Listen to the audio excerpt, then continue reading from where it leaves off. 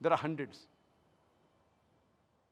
There are many things. Quran speaks about botany. In Surah Ra'd, chapter number 13, verse number 3, that all the fruits are created in pairs, in sexes male and female. Quran says in Surah Taha, chapter number 20, verse 53, that the plants are made in sexes male and female, which you came to know recently. In the field of zoology, Quran says the animals and the birds live in community like the human beings. In Surah Anam, chapter number 6, verse number 38, which we came to know recently. Quran speaks about the bee, that it can find its path, which we came to know recently. In Surah Nahl, chapter number 16, verse number 60 and 69. The Quran says that the worker bee, the female bee, previously thought it was the male bee. Quran says in Surah Nahl, chapter number 16, verse number 69, that the worker bee is the female bee. Quran speaks about the lifestyle of the spider in Surah Ankabut, chapter 29, verse number 41. The Quran speaks about the lifestyle of the ant in Surah Namal, chapter number 27, verse number 17 and 18, which we have come to know recently. Quran speaks about genetics, that it is the male fluid, it is the sperm which is responsible for the sex of the child. In Surah Najm, chapter number 53, verse number 45 and 46, as well as chapter number 75, verse number 37 to 39, which we came to know recently. Quran speaks about embryology, that all the human beings are made from alaqah, a leech-like substance, something which clings. In Surah Alaq, Surah Iqra, chapter 96, verse number 2, which we came to know recently. Quran speaks about the various embryological stages, alaqah, mudga, izama, lahem. In Surah Mu'minun, chapter number 23, verse number 12 to 14, which we have come to know recently. There are various scientific facts mentioned in the Quran. I'll just mention two more. There are people who say that after we human beings die, and after we are buried, and our bones are disintegrated, how will Allah subhanahu wa ta'ala be able to reconstruct the bone on the day of judgment?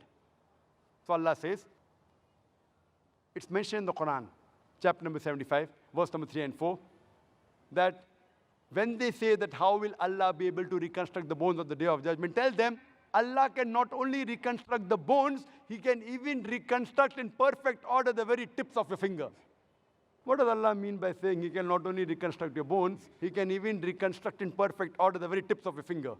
It was in 1880 that Sir Francis Galt, he discovered the fingerprinting method and said that no two fingerprints, even in a million human beings, are identical. Today, the police, the CID, the FBI, the CIA, they use the fingerprinting method to identify the criminal.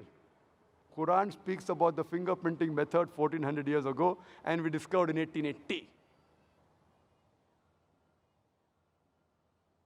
Who could have mentioned this? I would like to mention one more thing before I end the scientific facts, is that there was a scientist by the name of Professor Tagra Tagashan. Professor Tagra Tagashan hails from Thailand, and he was doing a great deal of research in the pain receptors. Previously, we human beings, we thought, and the doctors thought, that only the brain was responsible for the feeling of pain.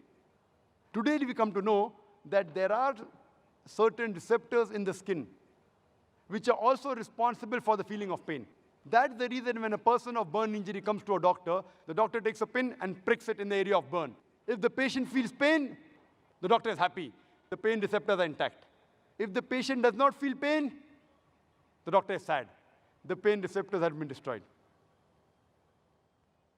It's mentioned in the Quran, in Surah Nisa, chapter number 4, verse 56, that as to those who reject our signs, we shall cast them in the hellfire, and as often as the skins are roasted, we shall give them fresh skin so that they feel the pain.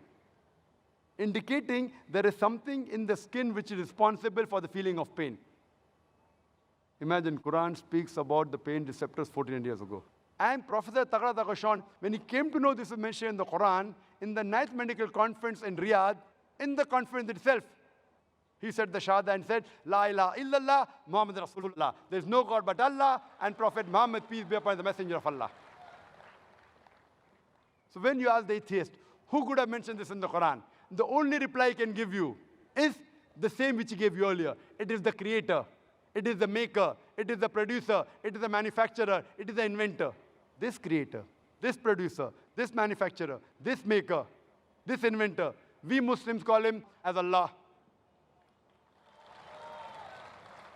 That's the reason today science is not eliminating God.